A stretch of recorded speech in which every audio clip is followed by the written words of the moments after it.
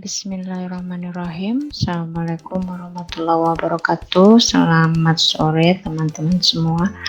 Hari ini kita akan membahas tentang uji asumsi klasik multikolineritas.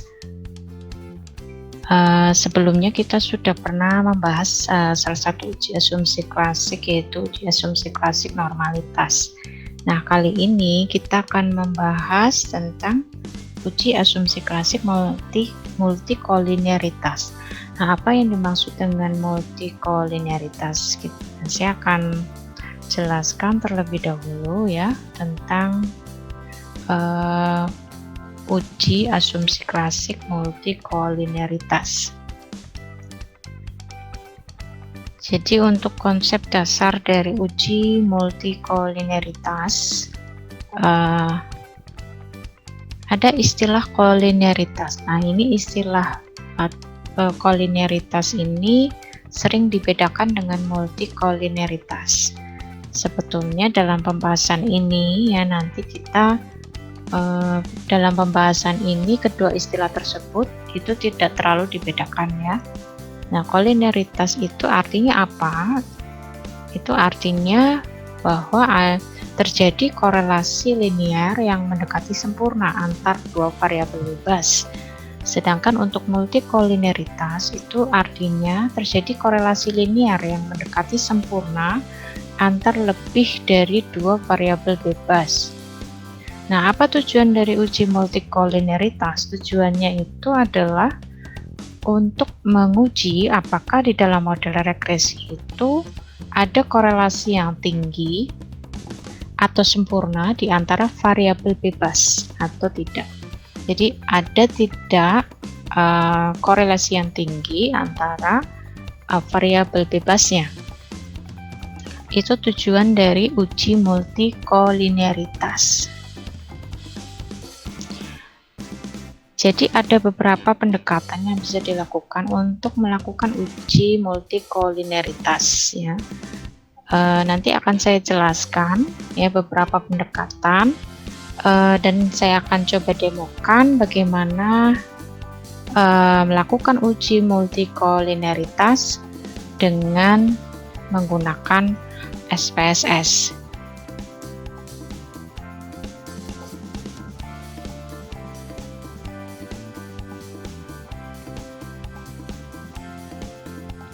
Pendekatan yang pertama yaitu dengan melihat nilai R-square dan nilai T statistik. Jadi uji multikolineritas bisa dilakukan dengan membandingkan nilai R-square dan nilai T statistik. Jika nilai R-square tinggi dan uji F menolak hipotesis 0, tetapi nilai T statnya atau nilai T statistiknya itu sangat kecil atau bahkan tidak mempunyai variabel bebas yang signifikan, maka hal itu menunjukkan adanya gejala multikolineritas. Nah, ini salah satu pendekatan yang bisa dilakukan untuk uji multikolineritas. Bagaimana melakukan uji multikolineritas dengan pendekatan ini? Saya akan coba demokan dengan menggunakan SPSS. Kita buka dulu SPSS-nya. Jadi saya masih menggunakan data yang lama ya,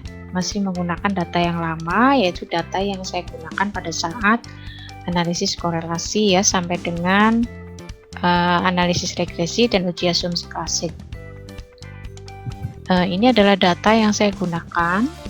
Ya, kemudian data ini itu adalah berdasarkan model penelitian yang saya gunakan ya, yang sama ya, model yang saya analisis adalah model teoritis yang ini, yaitu di sini ada dua variabel independen dan ada satu variabel dependen. Itu emotional experience dan service quality diduga mempengaruhi customer satisfaction. Jadi ini model yang saya analisis. Kemudian ya, untuk melakukan pendekatan yang pertama tadi Ya, kita sebetulnya sama dengan melakukan analisis regresi. Ya. Yang pertama adalah dari data ini ya, dari data view, kemudian kita klik analyze, lalu regression, kemudian linear.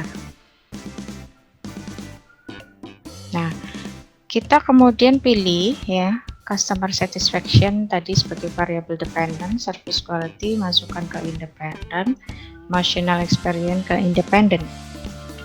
Setelah itu ya, abaikan pilihan yang lain, lalu klik OK.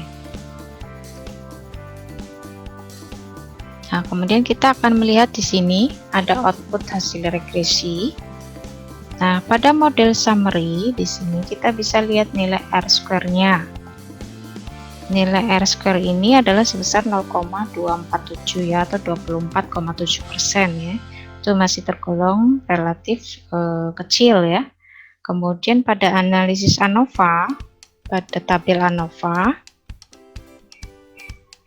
kita bisa lihat F statistiknya di sini adalah 20,808. Dengan signifikansinya adalah sebesar 0,000. Ini menunjukkan bahwa uji F ini itu menolak hipotesis 0 atau signifikan.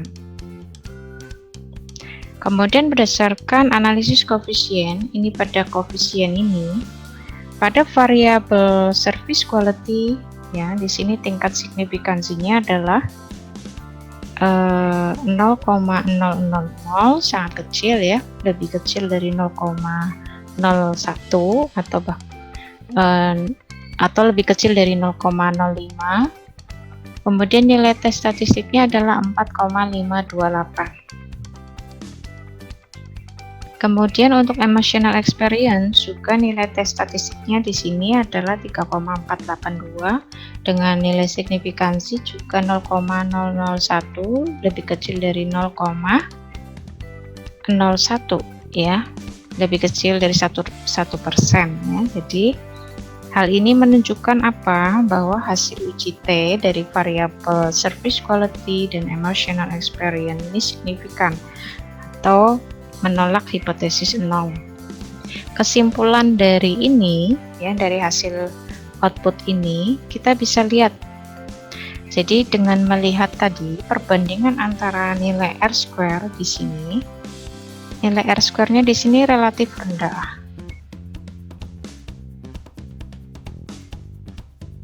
Kemudian di sini nilai signifikansi yang menunjukkan bahwa variabel itu dari variabel bebasnya ini adalah signifikan semua. Lalu dari nilai F hitung, ya nilai F hitungnya di sini menolak hipotesis 0, artinya di sini signifikan nilai F-nya. Hal ini menunjukkan bahwa model regresi yang terbentuk ini bisa dikatakan tidak mengalami gejala multikolinearitas. Begitu cara pertama di dalam melakukan uji multikolinearitas.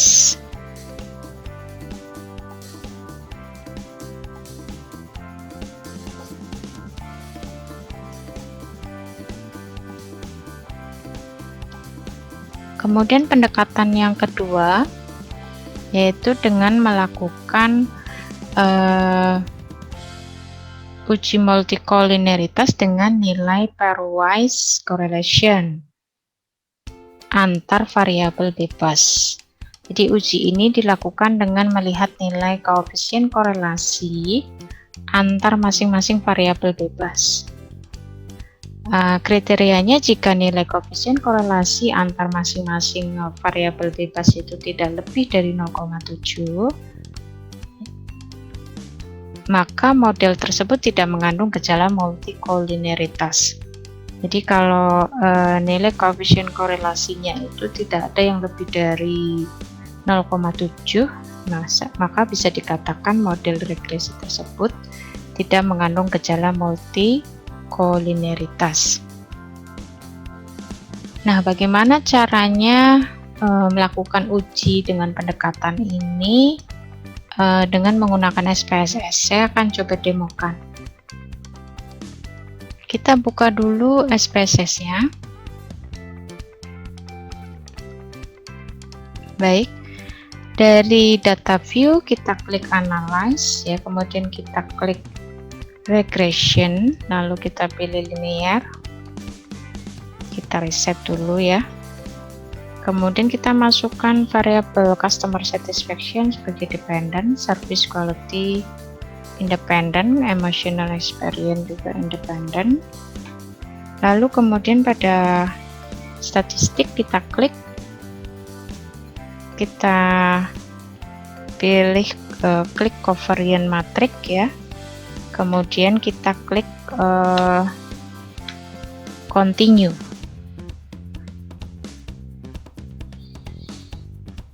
Lalu kita klik OK. Kemudian di sini kita bisa lihat ya hasil output regresi, tapi kemudian di bawah kita bisa lihat ada tabel coefficient correlation.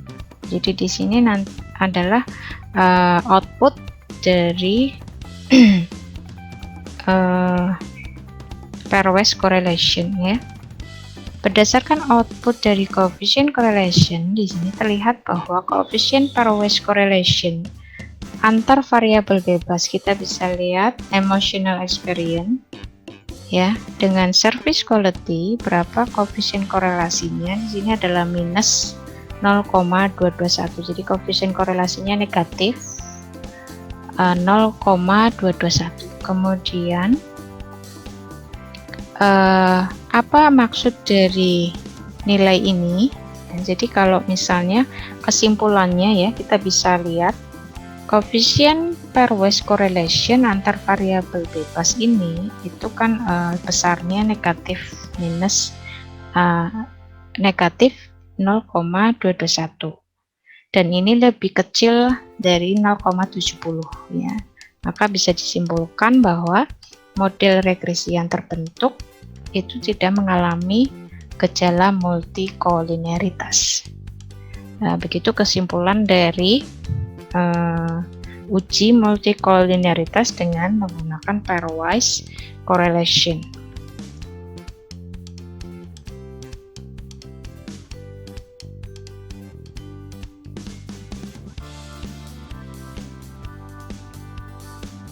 Kemudian pendekatan berikutnya adalah uji multikolinearitas berdasarkan eigenvalue dan condition index.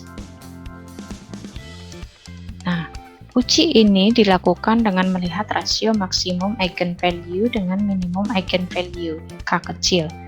Jika nilai K kecil ini antara 100 dan 1000 nilainya, maka model tersebut menunjukkan adanya gejala multikolinearitas yang moderat sampai dengan kuat ya. Tapi kalau nilai K-nya itu lebih besar dari 1000, maka model tersebut menunjukkan adanya gejala multikolinearitas yang sangat kuat. Kemudian jika menggunakan condition index, nilai CI jika nilainya antara 10 dan 30, maka model tersebut menunjukkan adanya gejala multikolinearitas yang moderat sampai dengan kuat. Sedangkan jika nilai CI-nya itu lebih besar dari 30, maka model tersebut menunjukkan adanya gejala multikolinearitas yang sangat kuat. Nah, bagaimana caranya melakukan uji multikolinearitas berdasarkan eigenvalue dan condition index dengan menggunakan SPSS? Saya akan coba demokan. Kita buka dulu SPSS-nya. Baik, dari data view, kemudian kita klik analyze, kemudian kita pilih regression, lalu linear. Kita reset dulu. Kita masukkan customer satisfaction menjadi di variable dependent, service quality independent ya, emotional experience independent. Kemudian kita klik statistik, lalu kita klik covariance matrix dan collinearity diagnostic. Kemudian kita klik continue. Lalu kita klik OK.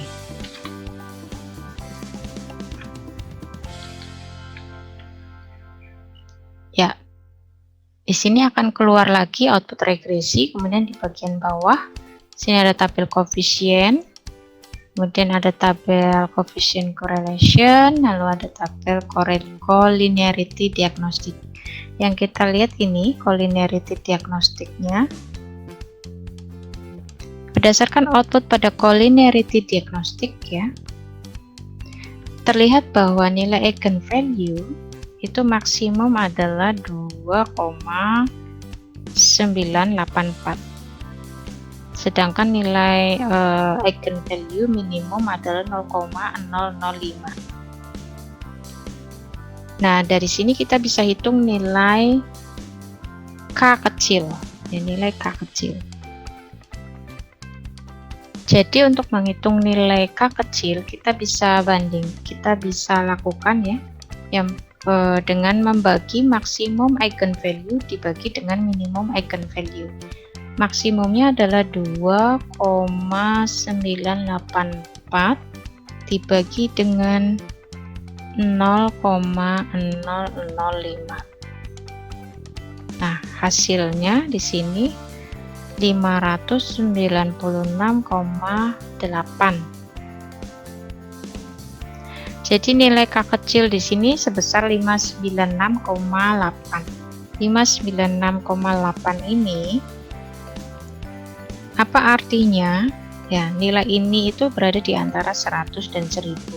Sehingga bisa dikatakan, ya, ini ada gejala multicollinearitas, tapi gejala multicolnya itu antara moderat sampai kuat. Kemudian dengan menggunakan condition index. Nilai condition index itu bisa kita hitung tadi dengan melakukan perhitungan maksimum eigenvalue dibagi minimum eigenvalue, kemudian di akar ya, di akar kuadrat. Jadi nilai tadi 596,8 itu kemudian kita akar kuadratkan. Nah, hasilnya itu adalah 24,429 atau 24,43 ya kalau dibulatkan. Nah, nilai 24,429. Jadi nilai 24,429 ini nilainya di antara 10 dan 30. Dan ini nilainya mendekati 30, sehingga bisa dikatakan gejala multicollinearitas itu cukup tergolong kuat ya. Jadi di dalam model regresi ternyata mengandung gejala multicollinearitas yang tergolong kuat. Begitu cara yang bisa dilakukan untuk pendekatan yang menggunakan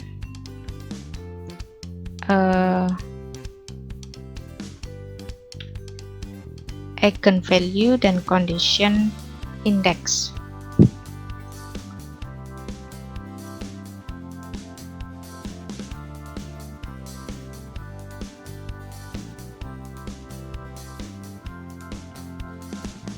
Kemudian pendekatan berikutnya adalah dengan menggunakan korelasi parsial.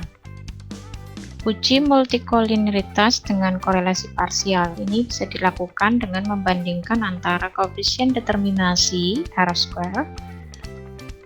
R² keseluruhan dengan nilai koefisien korelasi parsial, semua variabel bebasnya.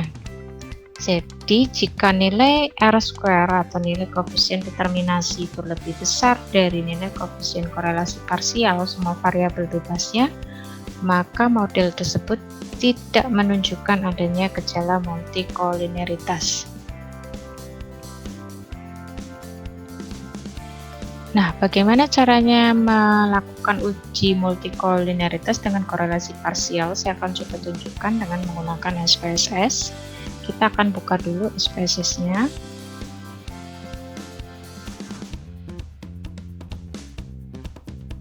Oke, pada data view kita klik analyze, kemudian kita klik pilih regression lalu linear. Kita reset dulu ya.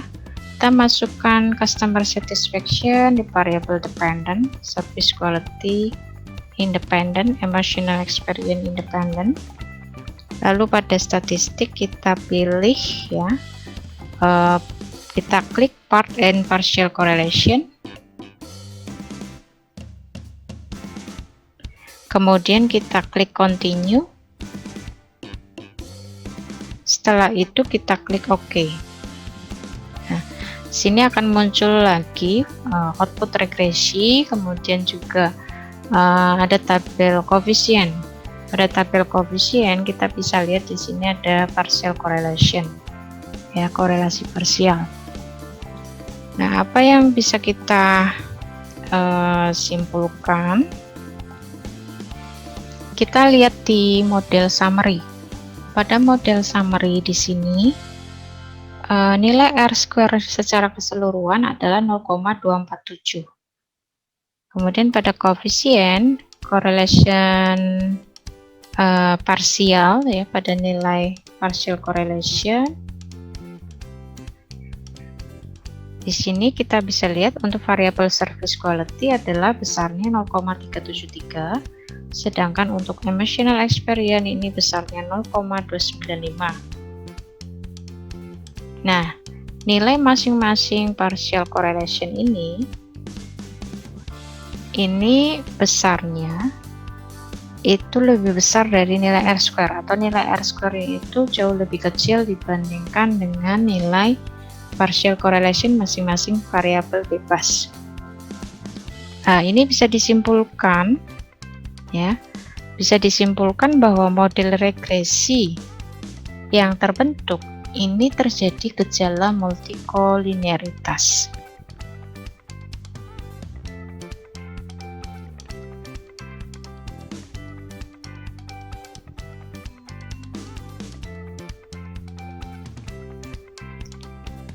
Nah, pendekatan berikutnya adalah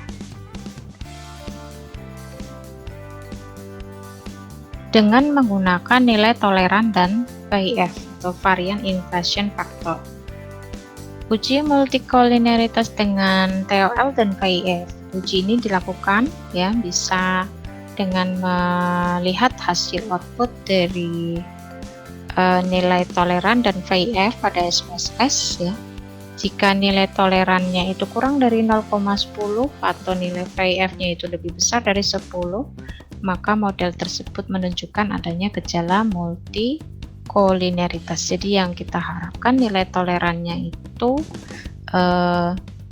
harus lebih besar dari 0,10, kemudian nilai VIF-nya juga harus lebih kecil dari 10 ya, supaya bisa disimpulkan bahwa model regresinya itu tidak ada gejala multikolinearitas. Nah, bagaimana caranya melakukan uji multikolinearitas dengan TOL dan VIF? Saya akan coba demokan dengan menggunakan SPSS. Kita buka dulu SPSS-nya.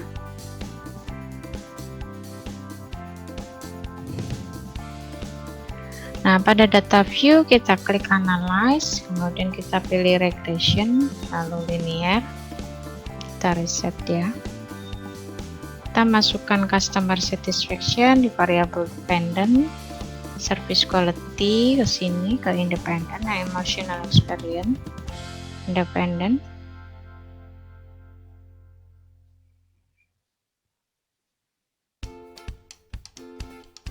Kemudian kita klik statistik, kita pilih collinearity diagnostic, kemudian kita klik continue. Abaikan pilihan yang lain, kemudian kita klik OK. Ini keluar lagi ya, sama sebetulnya ini output regresi, tapi kemudian di bagian koefisien kita bisa lihat nilai collinearity statistik, toleran, dan VIF. berdasarkan hasil tabel output koefisien. Untuk variabel service quality nilai tolerannya sebesar 0,951, nilai VIF-nya juga 1,0, nilai VIF-nya adalah 1,051. Ini sama ya dengan variabel emotional experience, sehingga bisa dikatakan di sini nilai tolerannya itu ya itu lebih besar dari 0,1, sedangkan nilai VIF-nya itu kurang dari 10. Jadi bisa disimpulkan bahwa nilai toleran ini karena nilainya itu ya lebih besar dari 0,1 ya, dan nilai VIF-nya itu adalah kurang dari 10, maka bisa disimpulkan di sini model regresinya itu tidak terjadi gejala multikolineritas.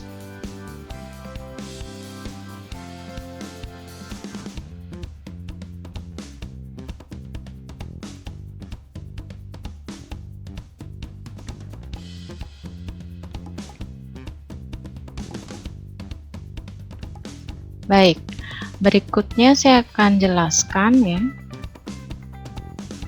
apa sih konsekuensi dan cara mengatasi pelanggaran multikolineritas. Jadi, beberapa akibat yang timbul jika hasil estimasi model regresi itu menunjukkan adanya gejala multikolineritas.